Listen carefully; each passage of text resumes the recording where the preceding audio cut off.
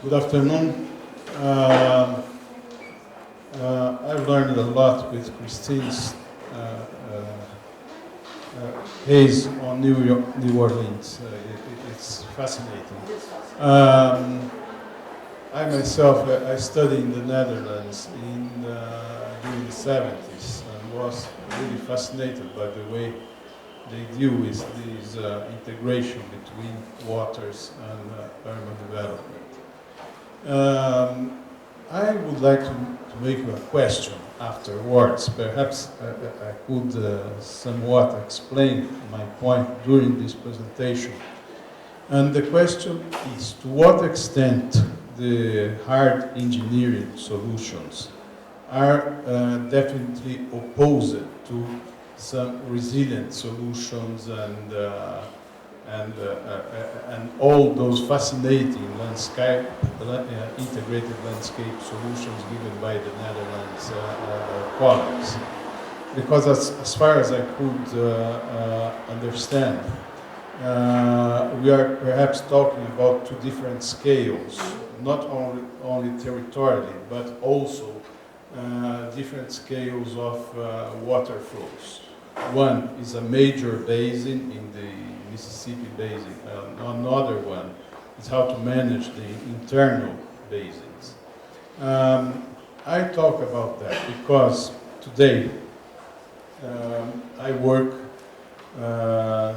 for the São Paulo state government in the State Secretariat for Energy. I used to work also in the State Secretariat for water supply and sanitation in the past. And all my life, if we have to talk a little bit about each one's history, I have divided myself between academic and governmental duties. This was since the 1970s that I used to share my time between the academy and the state. And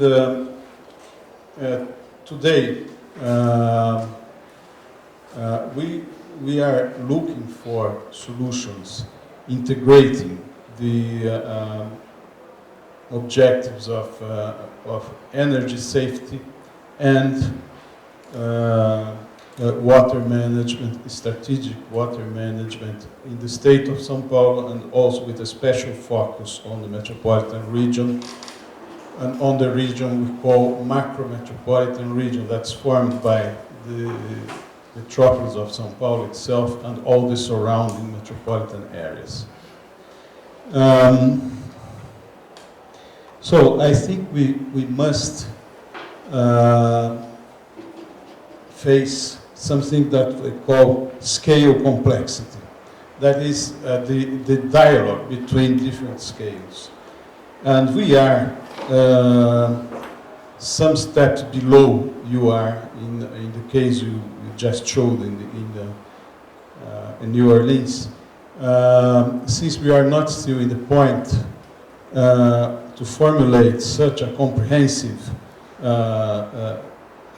intervention in the urban scale without early resolving some macro problems of the region regarding water safety, flood control in macro scale, energy safety, and so on. And in this particular workshop, special attention is given also to navigation, and that's an important use as well. I think Mário Thadeu have already explained some of the relationships I will show you. So I wouldn't like to be repetitive. So it's some slides I will pass very quickly. My main main purpose in this presentation is to raise research questions for the teams, both from here, the metropolis, what's the name is? The Fluvial Metropolis, and and our colleagues from Princeton. I'm also very worried about having specific research questions to be answered by in a huge research effort like this one. And another complexity I would like to face in this presentation would be the scope complexity. It means how do you make the dialogue between different sectors of infrastructure?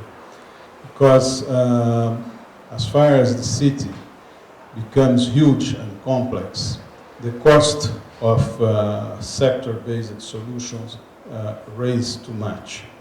And the only prospect we have to have solutions for all the sectors involved is to promote their integration among themselves. I mean, given structure for flood control costs too much to be financed just by the budget allocated to flood control. It would be feasible should it be connected to other uses that could also co-finance this intervention. These are some assumptions I think it's important to make clear before going ahead. In what regards metropolitan navigation, I would like to raise also the specific scale and scope integrations that could apply for it here.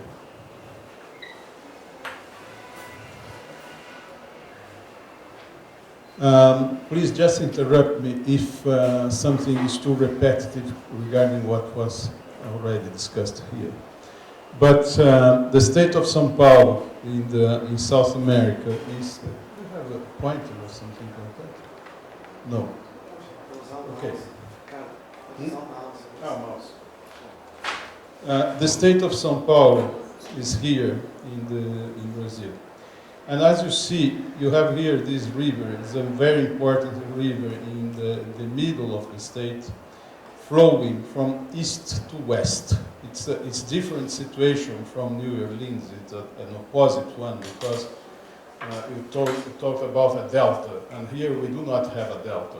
We are, even though we are near to the coast in terms of horizontal distance, we are in the opposite slope in terms of the river flowing. So we are in the springs area of the Tietê River, and this river flows to the west to meet the Paraná River that will afterwards.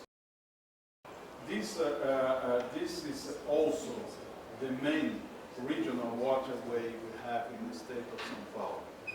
As you see, the river is larger and larger into the direction of the west, and here we face both problems of intense flows and problems of water scarcity, because due to the same reason that we are located in the extreme area. This is the basic hydrography in the state of São Paulo. Besides Tietê River, you have other two basins very important here, the Rio Grande in the northern part of the state. Actually, that is the border between São Paulo and Minas Gerais state, and the Paranapanema River in the southern part of the state, in the border between the state of São Paulo and Paraná in the south. And here you have the main national basin that's formed in this region, in the Brazilian southeastern region, that is formed by the Paraná River I showed before. And our metropolitan area is just here, in the very eastern part of the state. Here, in this scale, you can see the Billings Reservoir that we visited yesterday. It's here. And here you have a proportion of water demand as a percentage of availability in the 22 water management units in the state of São Paulo. And as you see here in this image, the Alto Tietê compartment, the Alto Tietê hydraulic unit, where the metropolitan region of São Paulo evolves, has a deficit of 332% of water when compared the availability to its demand. It means 432% of demand regarding to the natural availability. This is in a very particular situation. This is the 7th worst day in a series of 10 years, so it's not a day-to-day situation.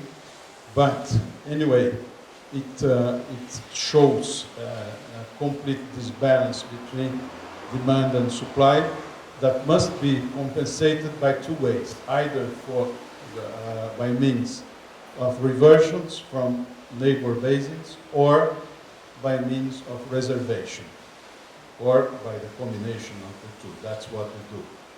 So we must combine reversion and reservation. So the permanent challenge we have here are floods and droughts. They are alternating. Today we are facing a very severe drought. I remember Mario was with us some years ago, 6 years ago. We were facing the opposite problem in São Paulo with huge floods.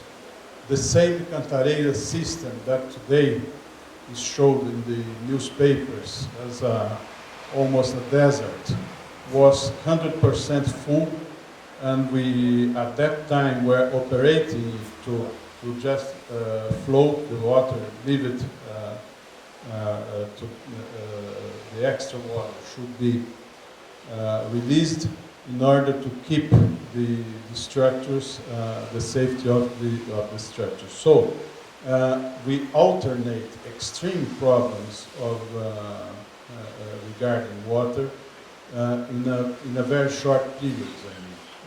We are talking about huge flows in 2009, 2010, and 2011. In 3 years we had severe problems of flows. And afterwards we had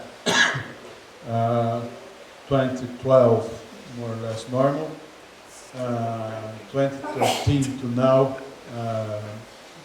a cycle of droughts. Now, as you see, we are probably recovering, resuming some sort of normality in terms of hydrology. Do you agree with that? Yeah. This is the forecast now. It seems that will be better. Yeah. So, with the question with why do I raise this question with urban environmental change? We cannot, when we work for an executive board in a state or on an executive agency, we are not so much worried about the etiology of the problems. To say, well, this is climate change, or this is too much people where they shouldn't be. We are not very interested in what are the academic reasoning of the problem. We have an entangled effect of the combination of a completely discontrolled process of urban growth, of urban development, and some environmental changes which are clear, but we do not know to what extent they are due to some sort of climate change or induced by the abnormal urban development itself. It's very difficult to know the etiology of the problem in detail. But it doesn't matter too much, We have to take decisions and try to solve the problems anyway. And here we point some prospects of cross-sector integration, pointing the main uses that we consider in this integrated approach. That in the first place is human water supply, flood control, energy safety. And here I added something to what we have discussed in Princeton, which are new prospects of integration, because when we talk about energy and water relationship, we are not only talking about hydropower. The hydropower connection with water supply is it's a prime connection. It's evident, but there are some others. And we had our meeting in April. From April to now, we changed some of the strategic approach in the state in order to contemplate some sort of releasing the water resources from its from the very strict operational rules determined by hydropower operation. What's the way to do it? We are now establishing a plan of a state plan of energy based on the expansion of thermal units based on natural gas near to the consumption centers in order to allow some strategic water resources to be operated more with a more let's say with a precedence for other uses apart from hydropower. One example is the Atibainha connection to Vale do Paraíba Basin. Is what's the name? I forgot the. O Atibainha e o outro. Jaguari. Jaguari. Yeah, is that Jaguari has two sides of the slope, and one is the reservoir in the other side of this main basin that would compensate the problems in Cantareira's system today. But that reservoir is controlled by a strict operation determined by the hydropower use in the whole Vale do Paraíba basin. Should we offer options for the energetic needs other than the hydropower already established, we could release somewhat the operational rules from the very strict rules from hydropower. This is the basic idea. Industrial use, irrigation, and navigation, these are the very known ones. Common approach to face droughts and floods. I prefer to show it a little bit later. This is the Alto Tietê River Basin. That's that compartment that I showed you before, and the whole of the metropolitan tissue evolves over the same hydraulic unit. And this creates a lot of problems, a number of problems regarding drainage, flood control, because all the waters in this basin flow to the main river here, that's the Tietê that starts here and goes to the west. And you have an only natural way out, that is the western part of the Tietê to the western part of the state. And the Pinheiros River that you visited yesterday is has its course inverted during the flood control operation in order to create a second way out from the metropolitan complex. And this second way out goes to the Billings Reservoir, that whose outflows then goes down to the slopes, to the Serra do Mar, and then gives power to the hanging border power plant. We benefit from a slope level difference of about 800 meters in total between this part and the coast. And this gives this hydropower plant a very high productivity. This is the flood control system. I think Mario has already referred to for you. It's not totally based on speeding out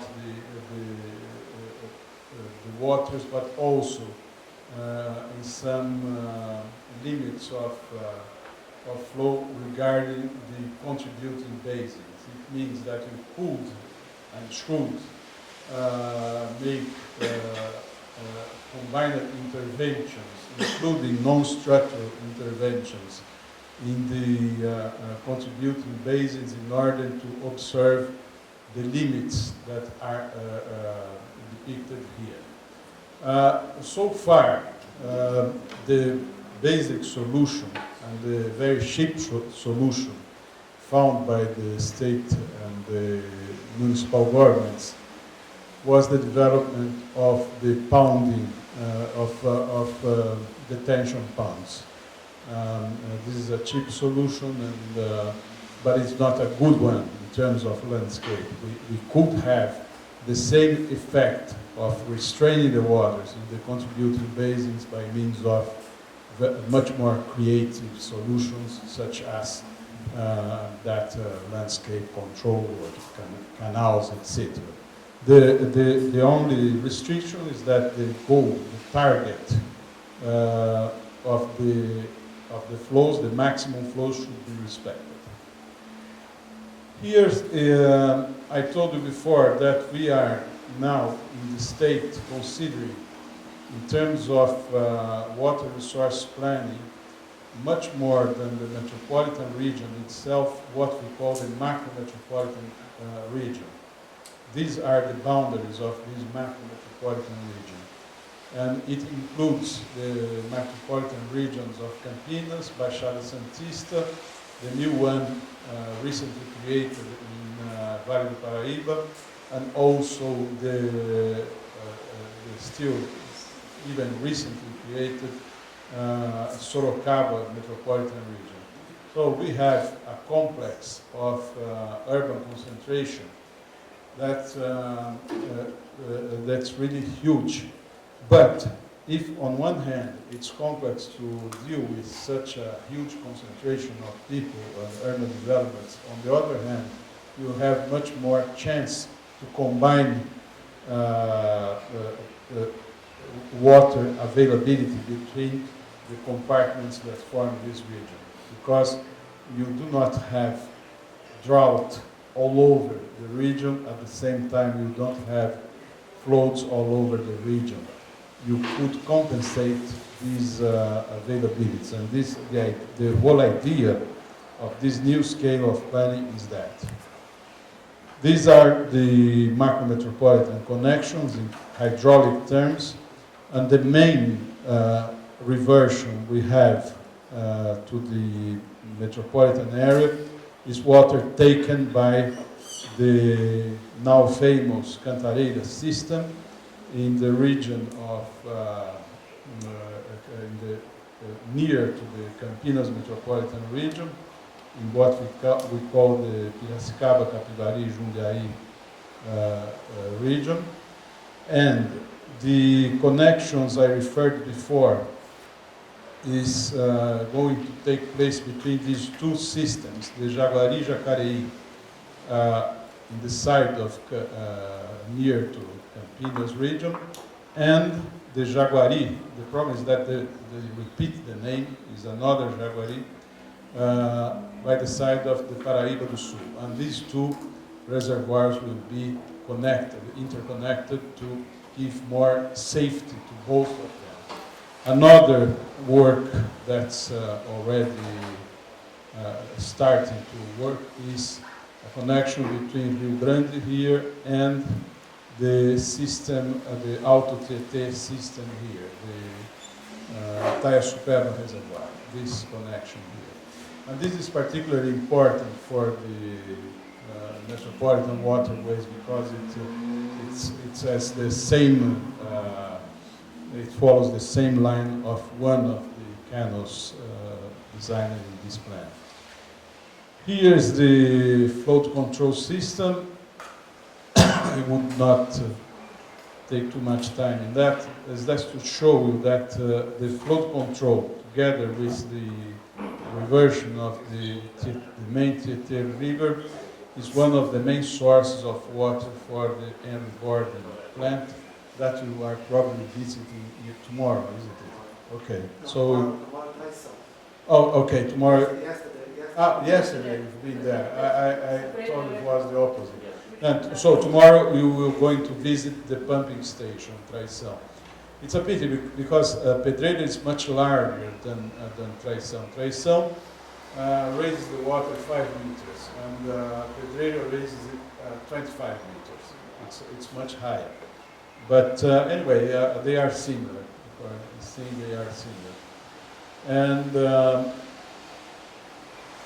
the main question I would like to raise for you people working with the waterways is what's the scale integration that we could foresee in terms of regional and local waterways. I am considering the metropolitan one as a local waterway, a local system. Pardon me? Yeah, well, okay, but it's just a question of terminology. Anyway, I should oppose regional to something that something is local, okay? And the question, the big challenge is, you have here a huge system of waterways. For you to have an idea, all the exporting grains crops in Brazil, which are cropped in the Midwestern, in the Brazilian Midwest, they pass through this waterway. They come from Goiás, Mato Grosso do Sul, and Mato Grosso, and part of Minas Gerais. And it's a huge production that passes through here into the direction of the eastern part of the state of São Paulo. They are not connected to the harbor, Santos, because you have two thresholds here that are important. One is an important slope. You have here the level of difference in the Tietê River itself that should be somehow overcome for a future connection. And then you have another problem that is the chain of mountains, the coastal mountains themselves. So it's unavoidable to have some sort of land transport for this load to the harbor. Anyway, we are here talking about something like 100 kilometers from here to São Paulo, and plus another 100 to Santos. And in this scheme here, we are talking about grains which are cropped. Ilha Solteira, this one has no lock. So all the traffic coming from the northern part of the country, from the Midwest and north here, they must use this artificial channel here that links this river to this, the main Tietê River here in the region of Três Irmãos Dam. There is no other way to cross this route here. You do not have a lock here. And this is the artificial canal. And we had a problem, a recent problem, and we are trying to overcome it. When you see this black line, this was the level of the system in the year 2014. When you see in 2013, this was the level always above this plain red line. This red line is the minimum level for full navigation. I mean, all the units connected with no restriction to depth of the embarkations. Everything is working fine. Between these two lines here, the red, the main red, and this second pointed red, here you have a zone of transition in which you could have some sort of navigation, but not full navigation conditions. This is how it was working until mid-2014. In mid-2014, it crossed the line below the minimum level for precarious navigation. It's inoperated up so far. This image is from June 2015. Now it's raised a little bit, and our target is to get full navigation again by March this year, next year, and partial navigation by January or February. This week we have been to the National Operating System in Rio de Janeiro just to confirm this prospect. It is not simply a nature recovery. It involves a combined operation with hydropower production in the huge hydropower plants, not only these three here, but when I showed you before the Brazilian map, you have here some of the main concentrations of hydropower systems in the Grande Basin, is furnace systems, and by combining the operational standards on those three hydropower plants I showed with these ones which are under the management of Minas Gerais Furnas Company, we developed together with them a model of optimization in order to allow this recovery in the waterway. And the challenge now is how to connect the state and metropolitan waterways, because here we have the other threshold I told you, that is the level difference between the Médio-Tietê and the region of Salto. And here we have, this I referred to before also when we were together in Princeton, that perhaps one strategy would be to make these two routes very, I would say, precedent. I mean,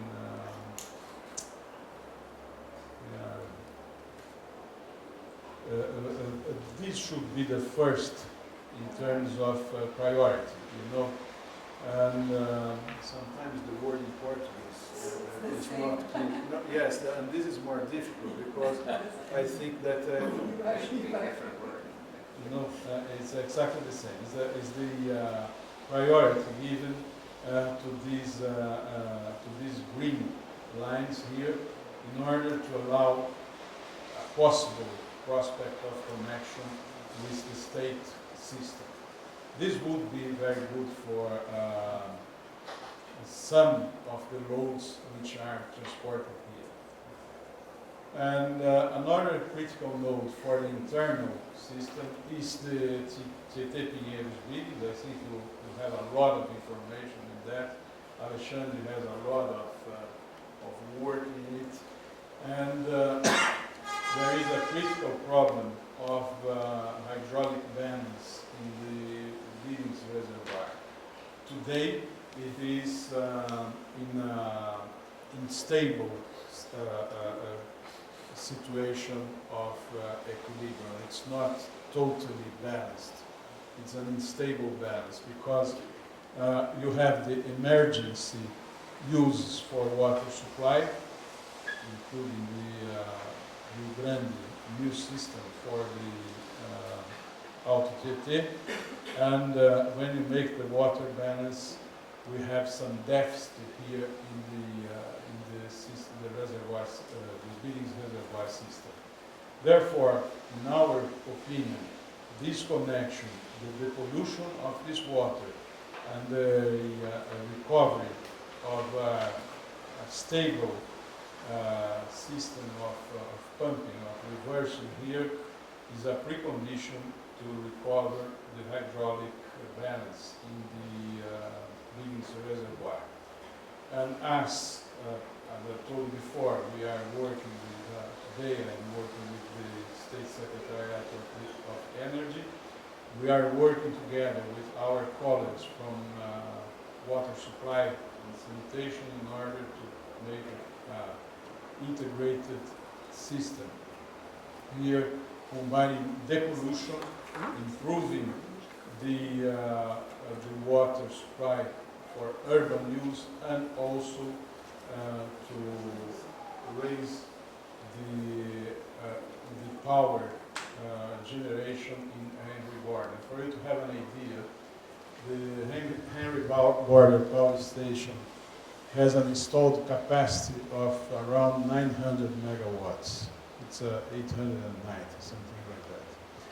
Today, the average production is about 34 megawatts in average during the water crisis because of water restriction.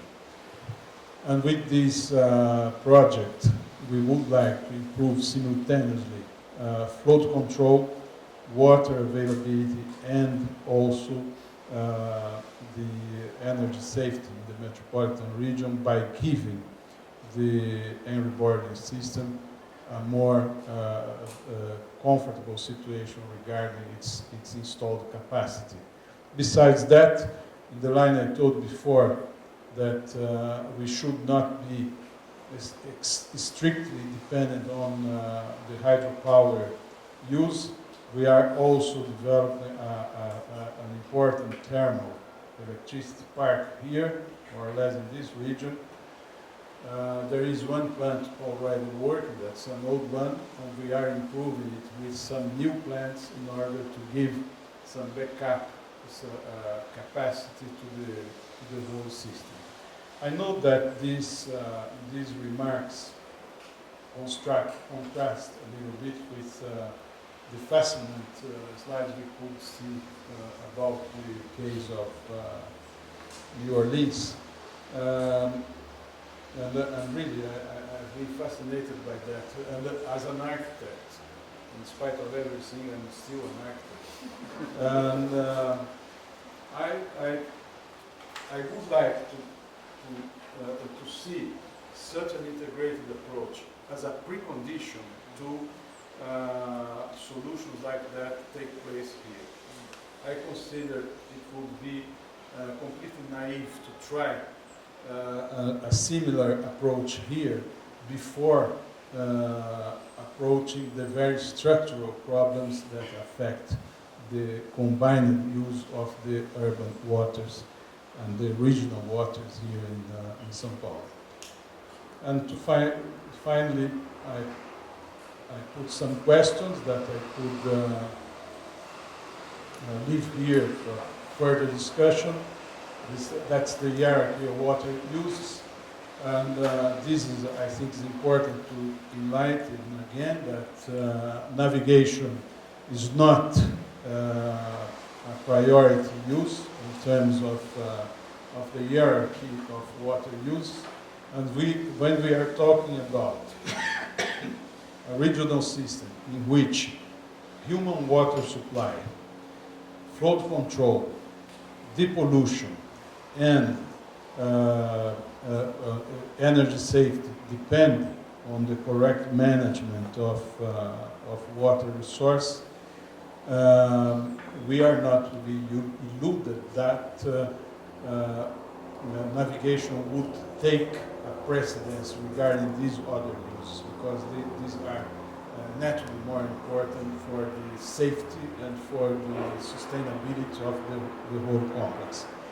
In spite of that, it's not impossible, it's a feasible task to make it integrative regarding these other uses as well.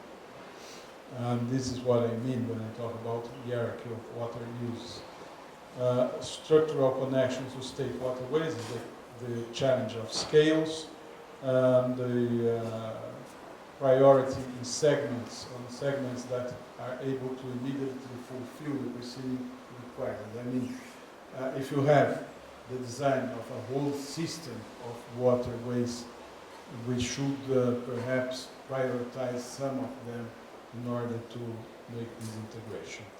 And the research questions I leave for further discussion. Thank you.